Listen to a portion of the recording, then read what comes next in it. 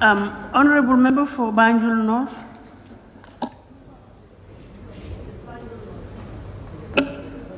Thank you very much, Honorable Speaker.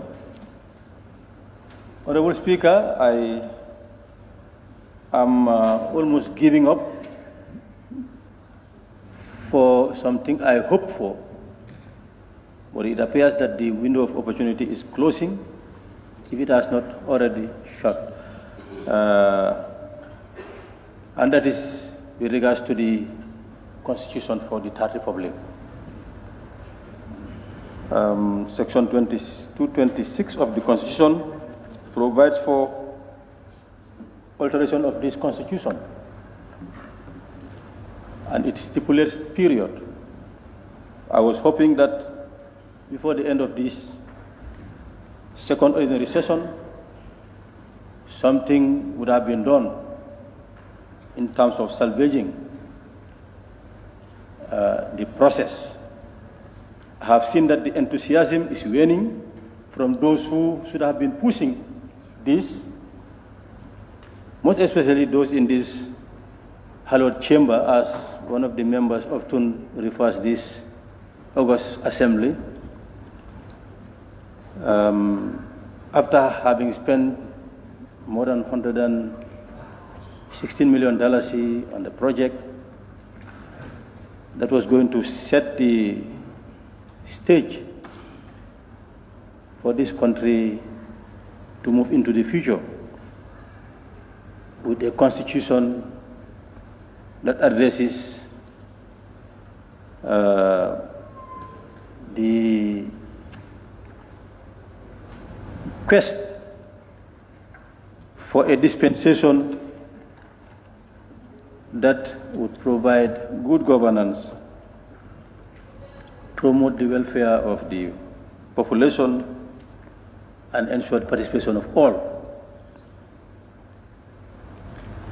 I did ask a parliamentary question, and the response was given, and hopes we are also, or promises we are made, that efforts will be made to come back. But now we are almost at the end of the session, and if we are to wait for the third ordinary session, the requirements for having 3 months after the publication in the Gazette would not allow us to have a constitution before the commencement of the next electoral cycle, which is the 4th of December, that when we're having our presidential election. So that's that. I have given up. And so is those Gambians who were really yearning for a second republic constitution. I don't know what the executive is thinking, whether they doing homework to come back. I'm not completely giving up, but this is where we are. With regards to Section 39 on franchise, it states that the right to vote and be registered. Section 39, subsection 1 states, every citizen of the Gambia, being 18 years or older and of sound mind, shall have the right to vote for the purpose of elections of a president and members of the National Assembly, and shall be entitled to be registered as a voter in a National Assembly constituency for that purpose.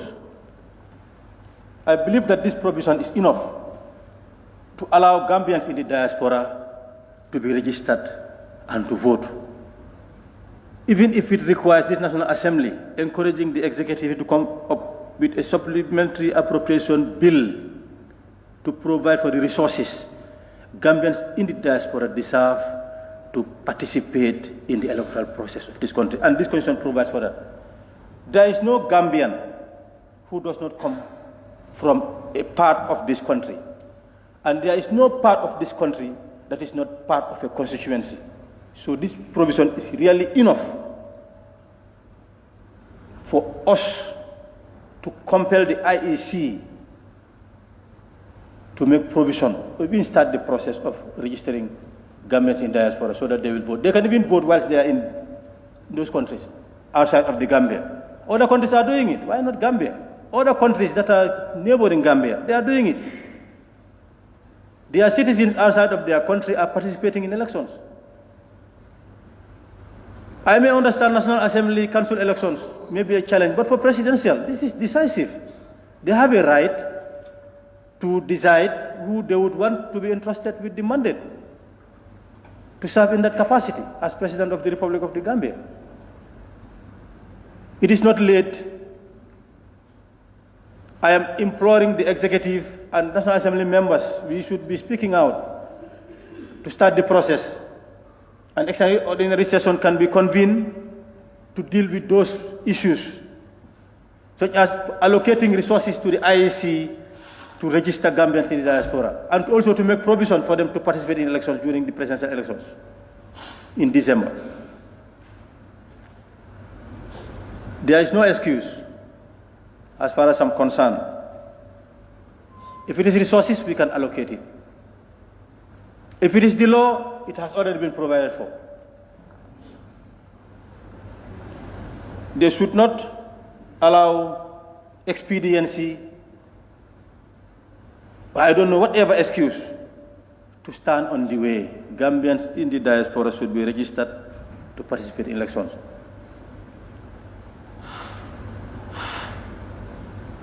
With regards to the ongoing registration exercise, there are cases that are before the court, so one is not supposed to make any pronouncement, rather, in order not to subjudice what is before the courts. But I believe the IEC should really gather its act and ensure that fair play and not expediency, ensure that the law and not expediency would dictate what they are doing. As I said, I cannot make any further pronouncement on it because some of the issues that I really wanted to raise before this assembly are now before the courts.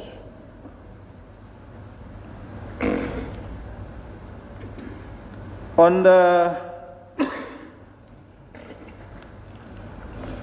I don't know whether environmental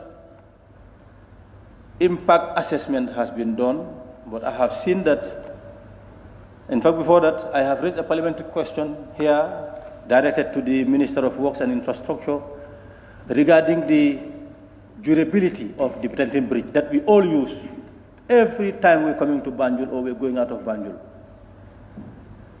It was built in the 80s and was ready around that time, mid-80s. Sometimes the lifespan is 50, I don't know what was the lifespan given, but given the volume of traffic, with the ports here, the heavy traffic that passes through on the bridge on a daily basis, I am convinced that wear and tear is accelerated. Therefore, it has reduced the lifespan. Whatever lifespan it must have given to the bridge has reduced it. But the minister assured me that they do regular inspections as far as the Denton Bridge is concerned. But the concern is, I have seen sand mining taking place. There is siltation when you are going on the right side. You can see that there is sand deposited on the mouth. What connects it from the sea? In fact, this is the mouth of the ocean. At the Denton Bridge, what you see there is the ocean, Atlantic Ocean. That's the mouth of River Gambia. And I don't know, I believe that that sand is really stopping the pressure on the bridge, the water that goes under the bridge. And its impact, it's impacting on the structure, on the solidity. So if that sand is removed there, would it not allow the flow to be faster, the volume, the pressure on the bridge, on the stands or the pillars? So this is a matter of concern, definitely, as far as I'm concerned. And not only that, the ecology of the area, because you have the inland, and as I understand, fish is bred there, the natural breeding ground. If you expose it, and it has taken time. Have they conducted any study? The Minister of the Environment is here, the Minister of Fisheries is here, Works is not here, unfortunately. But has there been any study done as to where the sand that is deposited there is coming from? And if you remove it, what impact would it have? I'm very interested in knowing whether EIA was done before they started mining. I want assurance. If that is done, then that's fine. But if it's not, then we need to revisit them. Removing the sand that is there might have serious consequences if the thorough studies, the proper studies were not done. With regards to the police, the Inspector General, the Minister of the Interior is not here, but I have seen a lot of interference of the police with regards to civil cases. They've been reporting to me. I have so many cases reported to me. That are civil matters, civil cases, before the police, and there is purported interference. If it is civil matter, it can be settled at the courts. What the police can do is to administer whatever the courts may have decided on such cases. And I want to narrate a case, and this is heart-rending. There was a case in one of the stations, I'm not going to name the station, between two Gambians, two people, and it's death. I owe you. The matter was before the courts. The police wanted me to appear before the courts. I'm not available at the material time. But there were sureties, two sureties. One of them is the mother of one of them, the one who owed the debtor. The mother and the other surety were taken to police and then dumped in a cell. Dumped in a cell. I was called, I went there. And I went there, they removed them from the cell. And this woman was telling me that I have never been to police station. I have never taken anyone to the police, and I've never been taken before the police.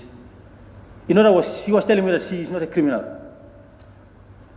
And she was about to collapse there in my presence. We had to help her, fan her, give her water to recover, to resuscitate. 3 days later, she passed away because of. So I think the authorities, particularly the Minister of the Interior, needs to really prevail on the police that if they have such cases, let them leave it to pan out in the courts. Let the courts settle it. I'm not saying that authorities should not be invited to the police so that they'll be held at the police, but they are authorities. They are not criminals. They have not committed any crime to be dumped in a cell. I am an advocate of police reform, security reform. I'm an advocate of law reforms. I know we have not yet reformed our laws. A minute. Okay, on the final note, I want to implore on these honorable members that we have to take the lead. We have to make our pronouncements loud and clear. The unity of this Gambia is sacrosanct. It is our duty to ensure that people are united. We are Gambians around Gambia. It would be criminal for any political leader, any political activist to promote disunity in this country. If we are not eradicating poverty, our duty, particularly as representatives, is to ensure that the welfare of the people is promoted, their rights are protected, but not to divide them. But what we are seeing, it is election year. And election year does not mean matter of life and death for any person who is seeking political office. It's not a birthright. That is for the people to decide. You have a right to present your case, present your program, and leave them to decide. It's not a birthright. So you have no right to impose yourself on the people. It is, as I said, it would be criminal for any politician, whether political party leader, a representative of the people, to promote disunity, to promote incitement, to promote